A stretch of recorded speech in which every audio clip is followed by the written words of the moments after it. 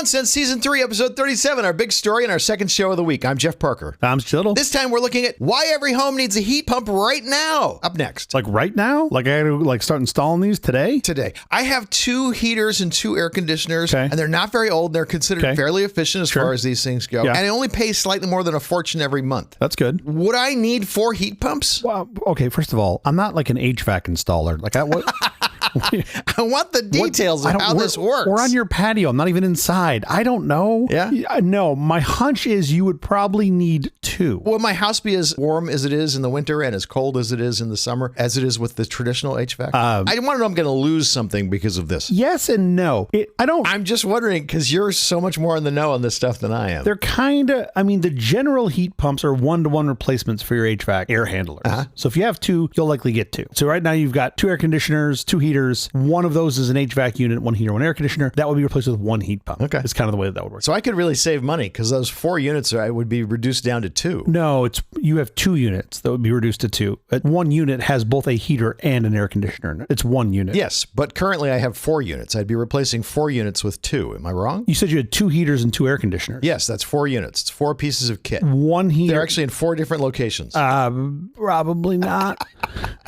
Should I just go inside and look? Should I have gotten an HVAC guy for this segment? You typically have an air handler. It has a fan in it that blows air. Would I need to do a lot of reducting? I feel like you don't really want to know the answers. You just want to pepper me with questions. You should not have to reduct. What do you really want to know the answer to these questions? I do. Okay. Is this something I should do at my house? Well, how old is your existing system? 5 years. They're all 5 years old. And how often do you use your HVAC? AC used pretty much all summer, but at a very low level. It's not like, it's not straining or anything. It's we don't make it freezing, but we do always keep it blowing. I have a question. Yes. I know normally you ask the questions, but how would you know if your air conditioner was straining? Like, would it be sweating? Like, how would you know that it's straining? You're like, I don't hear it grunting, so I don't think it's straining. Yeah, it doesn't groan ever. How do you? That's such an interesting. I mean, look, I also felt sadness when I saw those Waymos get torched, but I don't walk by my AC when it's on and go, wow, he's really working hard. I'm going to get him some of that good compressor oil next time I go to Home Depot. I'm so confused. I can't tell you the specific numbers because I don't know them off the top of my head. Okay. But I don't put it down super low. I don't need it super low, but I do need airflow. It's starting like into a therapy session. I know, right? If you've got a relatively recent air conditioner, and let me preface all this by saying I'm not an HVAC technician. I don't know the specifics of like a York system versus a Carrier system, but generally speaking, a modern air conditioner is going to be in a similar level of efficiency as a modern heat pump. Yeah. It's not going to be better for cooling. Where you're going to get an efficiency improvement is for heating, right? Which in Southern California, we have to do sometimes a couple days a year.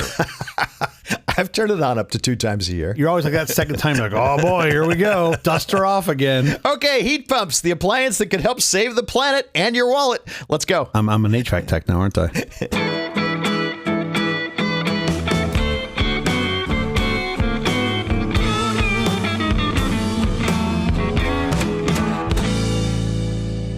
If every American home adopted heat pumps, residential emissions could drop by 36 to 64%, cutting overall U.S. emissions by 5 to 9%. This climate-friendly appliance, more efficient than furnaces, saves average households over $550 yearly. Federal and state incentives, along with evolving grid infrastructure towards renewables, make widespread adoption increasingly affordable and crucial for decarbonization, even improving public health through better cooling. My kids are really good at decarbonizing things. They'll just take sodas and shake them up. Decarbonating them. Yeah. Listen, 36 to 64% is a big spread. A third to 2/3. For how much heat pumps could cut residential and overall U.S. emissions. Totally. Tell me what the variables are. Why is that spread so big? That is an excellent question and one that got me to scratch my head as well when I saw it. So it depends on a whole bunch of things. And in no particular order, it depends on what powers your heat pump. Okay. So like what's the fuel that's going into your heat pump? The electricity. Sure. What's generating it? Okay, so what's making the electricity is going to make the difference. Yes, of course. If it's solar electricity that I'm getting out of the sun. Coal power plant. Yeah, my local power plant is coal powered. Yeah, so if you're switching from, on the furnace side, if you're switching from burning gas, to electricity that is then powered by coal, you're probably not having as big of an efficient effect. You actually will have some, which I'll talk about here in a minute. Sure. But you're not going to get as much of the efficiency. You're going to get 5% and you're not going to get 65%. Yeah, because you're still, if you think about it from a carbonization perspective, you're still generating lot of emissions. Yeah. However, one, you don't control that. Two, there does seem to be a general line up to the right for renewables. Yeah. I say, generally because who knows what the future holds, and especially with our current policy. But the general goal seems to be moving towards more renewables. So as that happens, you'll already be positioned to benefit from that because you're using electricity. If you're using gas, it doesn't matter how many wind turbines they put in your backyard. Sure. You're still using gas. You're still using dinosaur fuel. So that's one. Climate makes a big difference. So if you're in a colder climate, they're going to be a little less efficient. If you're in a really cold climate, you may have a heat pump that uses electric resistance backup, basically an electric resistive heating furnace. It's basically a heater. Yeah, it is. I mean, it is in fact, a heater. So then your efficiency isn't going to be any better than that. Even swap. Your house actually makes a big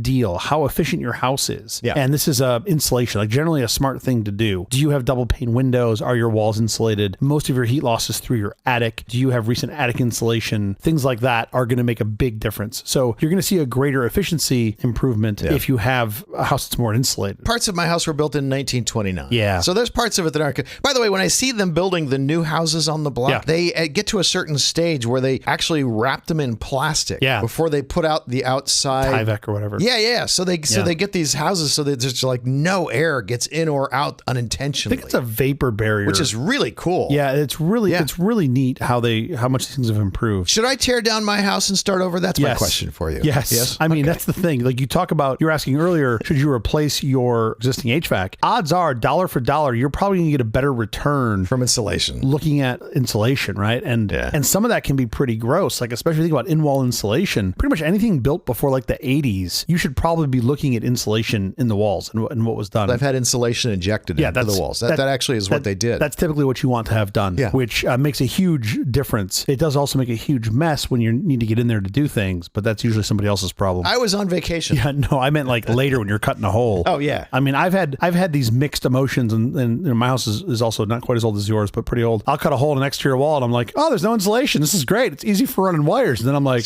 oh wait, most of them are filled, but every now and again I'll find one that it's been not replaced in. So I'm partially psychotic, and I like to have insulation on the interior walls too because it kills sound. Yeah.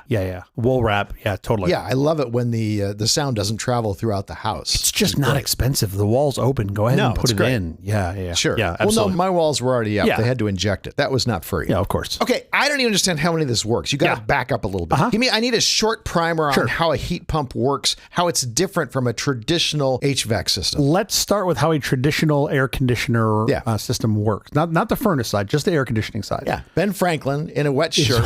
Has a wet shirt. I can tell you the whole story. This is how it was discovered. He discovered it was cooler for him to wear a wet shirt than it was to wear a dry shirt. Yes. Because as the water evaporated from the shirt, it was cooling him down. Look, I'm not sure Evel Knievel could jump the chasm that we got to get from evaporative cooling to refrigeration, but it's how it works. It's how we discovered it. He was more like, you can get things wet, and then when the water changes state, that's when you see the big energy change, right? It turns out it's I forget, it's like the equivalent of like 20 degrees or something. Like changing temperature of water 20 degrees, something like that is the same as changing its state. Then they stopped using water. They started using ether and trying other things that would evaporate even faster. And they got things really cold. In a traditional AC system, you have a refrigeration cycle. What it does is it literally moves heat. And the way it does this is you have a compressor, which uses electricity to pressurize a refrigerant. It's a closed system. Okay. That compressed refrigerant will run through a condenser coil. That condenser coil dumps the heat outside. This is why this is the big thing you have sitting outside your house. It's got a big fan on it. It's super loud. And when it kicks on, it is hot. You can feel the hot air coming out of it because what it's doing is pulling the heat out of the compressed refrigerant. And the coils are basically like a radiator. Yes. They're just allowing a lot of exposure to the liquid inside. Maximizing surface area so you can get most of the heat out. All the fan is doing is increasing the amount of air that touches the coils, right? So you want to make sure your coil is clean, free of debris. You want to make sure your fan works. And that fan, the fan is not the compressor. That fan is just moving air across the coil to move as much heat as possible. The refrigerant, closed system, now travels back inside, and then in your air handler, typically in your attic, there is an evaporative coil. That evaporator absorbs the heat from the air inside your house and puts it into the refrigerant. Got it. It then goes back down to the compressor, the low side of the compressor, gets compressed, the whole cycle starts over. So you're dumping heat outside and then putting that heat back into the refrigerant inside by running air across the evaporator. You've got a fan inside your air handle that just moves air so that it moves across the evaporator. A heat pump is exactly the same thing in every way, except there is the ability to reverse the action by adding a reversing valve. The outside coils are on the inside. So the coils are effectively the same. You still have coils and fans. You've got a coil and fan inside of the air handler. Sure. You have a coil and fan outside in what we would typically call the condenser. But in a heat pump, you have a valve that can reverse the direction of the flow. And when you reverse the direction of the flow, now you can do expansion inside. You can basically make the outside, what was the condenser in a traditional HVAC system, you can make an evaporator, which means it will absorb heat from the air outside and put it into the refrigerant. Then when it's inside, it can condense in what was previously used as an evaporator and do the opposite, right? It'll dump the heat that you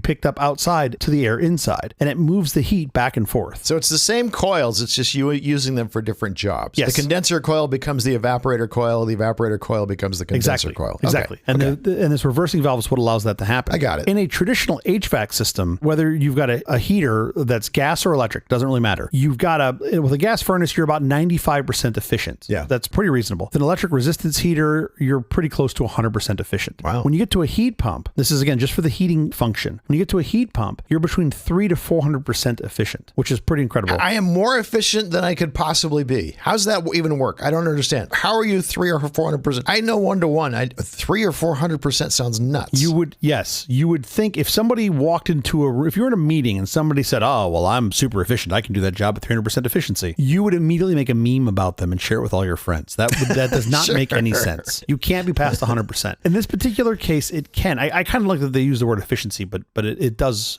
work. In that traditional heating system, right, like a gas furnace, you are burning gas. So 1 unit of energy of the gas that you burn makes becomes 1 unit of heat. Well, 0.95 units of heat. It's 95% efficient. Sure. So if it's electric, then you're spot on. 1 unit of electricity becomes 1 unit of heat. Perfect. When you're using a heat pump, it's not actually using the energy to create heat. It's using it to move it from one place to another. It's like a reverse refrigerator. It's grabbing that heat from outside air, even if it's cold, and then moves it inside. So for 1 unit of electrical energy, the heat pump can move 3 to 4 units of heat energy into your home. And that's where that 3 to 400%. Because it's not heating the air, it's just moving It's just the air. moving it. You're not violating physics. You're taking a different approach to how you're transferring heat. Does it take a ton of power to make this work? Am I going to have to upgrade my whole home electrical system to do this? I probably should anyway, because mine's kind of old. Sure. And are there government incentives to offset the costs? Great questions. So the TLDR is maybe on the upgrade side. Typically, if you currently have air conditioning, you likely do not need to upgrade your electrical system. Okay. Why? I have enough amps going to the air conditioners. Because your air conditioner is the same as a heat pump. Okay. A heat pump is just an air conditioner running in both directions. Okay. If you don't have an air conditioner, then you likely don't have enough electrical service already deployed to run the compressor. That's the thing that's going to use the most amount of electrical power compared to your existing system. Generally speaking, if you already have AC, you can drop in a heat pump. No significant electrical changes required. If your home is older and doesn't have 200 amp service, believe it or not, these homes still exist. If you've had electric heat, or if you've had electric range or electric dryer, if you've already had AC, as I mentioned,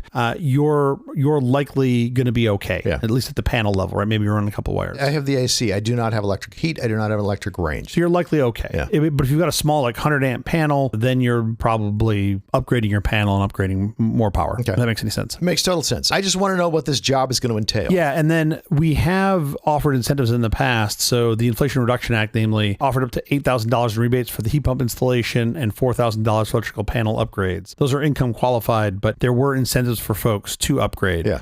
You also can get tax credits, I think up to something like 30% off the cost of a heat pump, up to $2,000. Anybody, or just is it income dependent? I think those are income dependent. I think those are all income dependent. And then there's various rebates and tax credits and whatnot. So you've got some options in there. It varies state to state. I haven't looked for California, but at least at the federal level, most of those are income qualified. Obviously, I want the most efficient system possible. Of course. Because I want the maximum savings. I don't really care about the upfront bill. Sure. I'll pay whatever the upfront bill is, so long as it's cheaper for me over time, over the life of me having over me having the system. Because I'm cheap. let's face it. Are there standardized ratings so I know I'm getting the maximum possible savings? Yes, there is. And it is, but it is not just like one scalar that rules them all, because it depends on your conditions. It depends on especially your climate and where you are. You're going to see three main rating systems or scalar rating values. One is HSPF 2, which is heating seasonal performance factor 2. This is the revised standard as of 23. What happened to HSPF 1? Well, they made it better. And they just threw out the entire first system? It's their best standard yet. Okay. They both are the same. They both are... Did they look back? It's like cholesterol. They look back and thought, we've just been doing this wrong all the time. No, they both are measured the same way. So they divide the total heating output by the total electric input over an entire simulated heating season. Both HSPF 1 and HSPF 2 do the same thing. The testing conditions to determine those values are more stringent to better reflect how the heat pumps perform in homes for HSPF 2. So they just improved it to make it a better indicator. Standard. Yeah, a better indicator of what you're actually going to see. So HSPF 2, the important thing to know is that it's over the entire season. Well, yeah, I don't need peak moments. Well, sometimes you do, though. So SEER 2 is the seasonal energy efficiency ratio, and this is for cooling. So think of SEER 2 as the HSPF 2 for summertime, right? For cooling. Spell SEER, what you're saying. SEER. Yeah, seasonal energy efficiency ratio. And it's calculated by dividing the cooling output of an air conditioner by the total electrical energy consumed by the unit, right? During a typical cooling season. Okay. So SEER and HSPF 2 are measuring the same thing for the different seasons, right? One's for the heating season, one's for the cooling season. You then have something called the COP,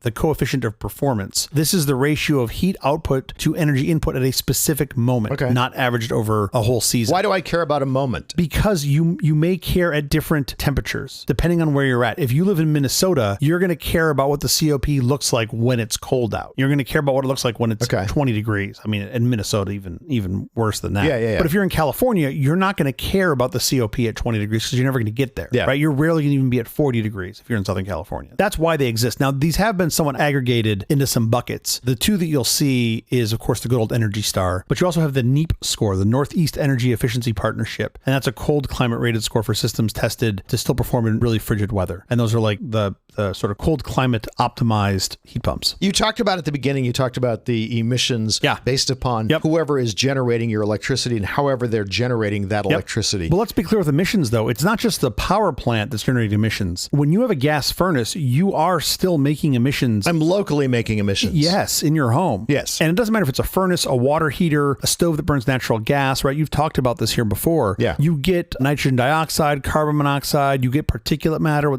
specifically PM 2.5. And so those pollutants we've talked about previously, right? They're linked to asthma, cardiovascular disease, cognitive decline, all this stuff. With heat pumps, you have no combustion. So there's no localized combustion, which is good for you. It's good for your neighborhood. Think about if you're in a multi-unit dwelling. So if you're in an apartment, a condo, anything like that, you're going to help your neighbors and sort of this localized emissions by decreasing it. The other thing you get from heat pumps, which is interesting, is you get decreased heat-related deaths. And the reason is if you deploy a heat pump for heating, you also get the benefit of cooling. You see this a lot, especially in the young and the elderly, right? They're the most at risk since their bodies can't cool themselves as efficiently. And you'll see this with like asthma, right? Asthma because hot air creates ozone, which further irritates the lungs. Gotcha. Infants sweat less, and the elderly typically have some chronic conditions that change how they respond to heat. Now, this is the fascinating stat to me. On a typical summer day here in LA County, roughly speaking, 150 people might die of all causes. Sort of like your typical number of deaths. The number of deaths above that, you're counting everything. Car crashes, you're counting everything. Just on a typical summer day, you're seeing about 150 pissed off people. Wife who's got a meat cleaver in her hand, you're counting her. Sure. All deaths. Okay. On a hot day, so like when you're in a period of extreme heat, we may see that number bumped up by as much as 30%. That's a pretty significant increase. That's a bump. That's when you're in extreme heat. Now, I think it's really hard for them to tie those all back into exactly what happened and why. But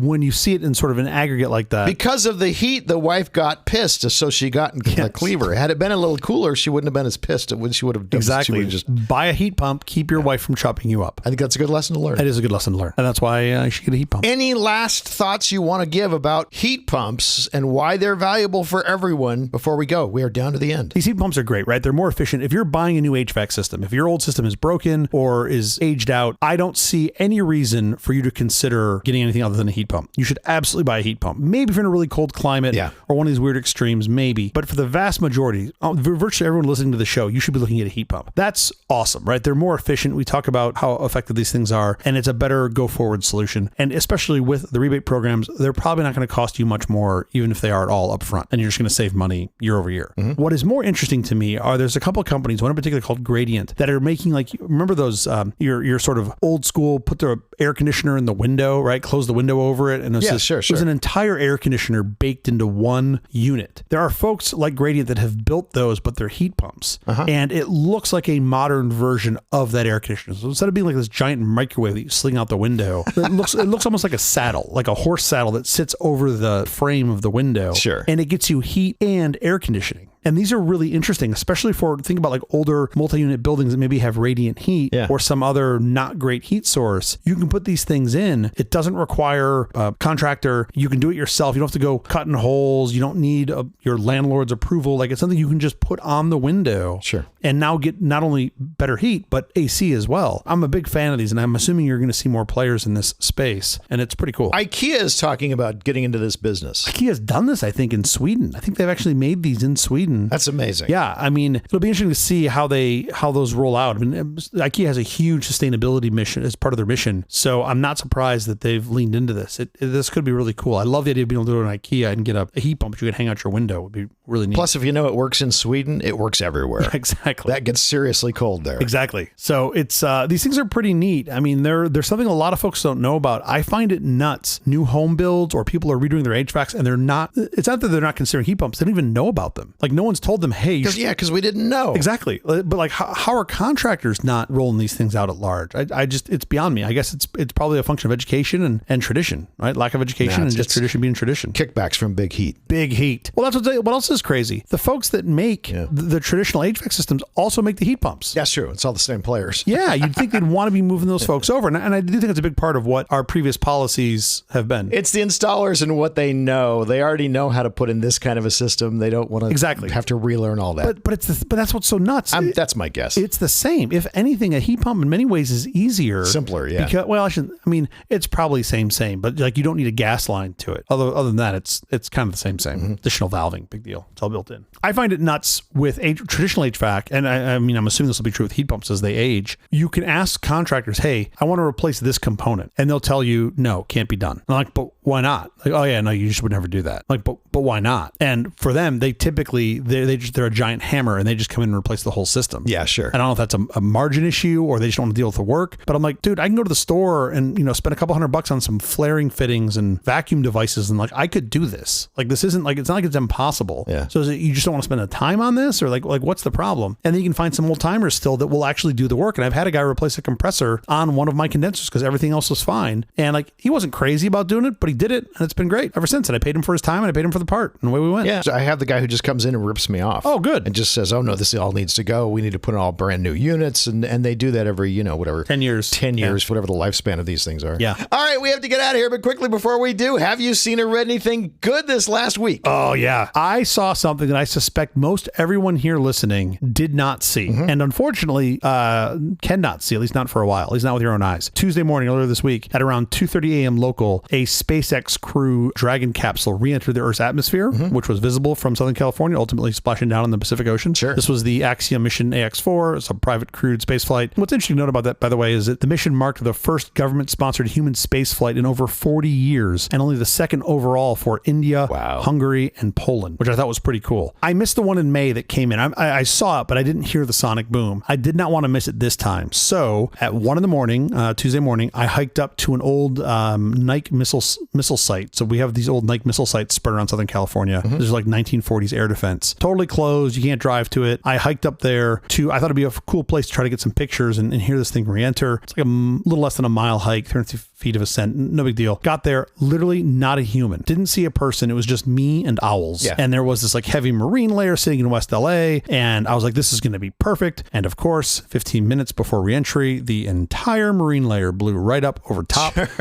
right over me. So I couldn't see. Because you brought cameras. And I was like, you've got to be kidding. You caused the marine layer because you brought cameras. Exactly, because you brought cameras. And then even worse, I had everything set up, right? I had multiple cameras set up. I had my long lens. I had everything set ready to go. And as I'm staring, I know the trajectory of this thing's coming in. So all the cameras were pointed correctly. My tripods were pointed correctly. As I'm staring at this location, I started to notice moisture collecting on the lens because I'm looking up. Yeah, of course. And I was like, oh, I got to get this off. As I go over to get, the mistake I made was I took my camera off my tripod. And as I went over to wipe it off with a little microfiber cloth, Of course, Reentry happened. Sure. Boom, boom. And I can't, no, I didn't get the sonic booms yet. I could see it. And I could not get I'm flustered. I could not get my camera back on the tripod. And I'm shooting so slow that there's no way I could handheld it and get it. So I'm pretty sure that screwed all of my long lens shots. And it was just, I should not have pulled it off the tripod, but that was my own mistake. I did hear the signature double boom, which was super cool. It was very quiet and very underwhelming, but I at least got a little recording of it. And now I can say I've heard a sonic boom in California, which was pretty awesome. So I don't love sonic booms. You do. I mean, it's not my thing.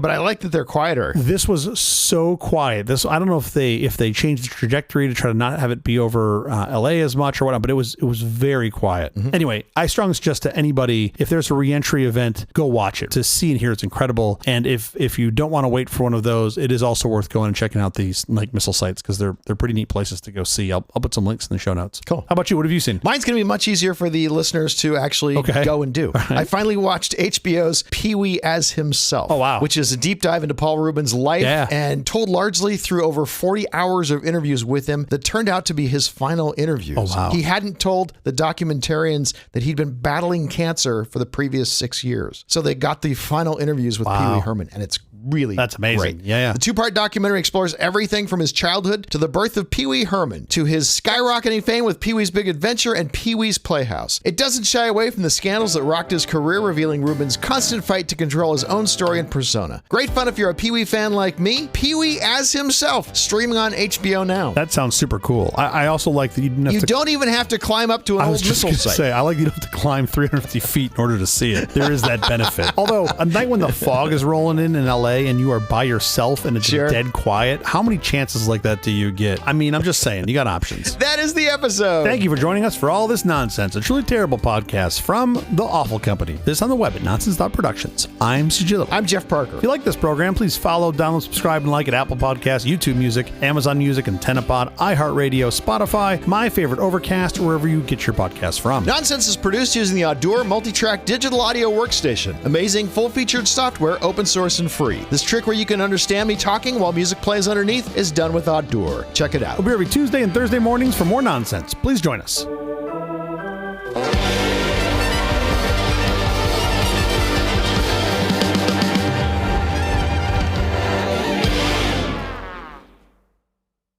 We'll be here most Tuesday and Thursday mornings for more nonsense, unless I can't be bothered to get out of bed. We'll be here every second Tuesday of the week and the third Thursday morning. We'll be here Thursdays and Mondays. Tuesdays and Thursdays. We'll be here weekdays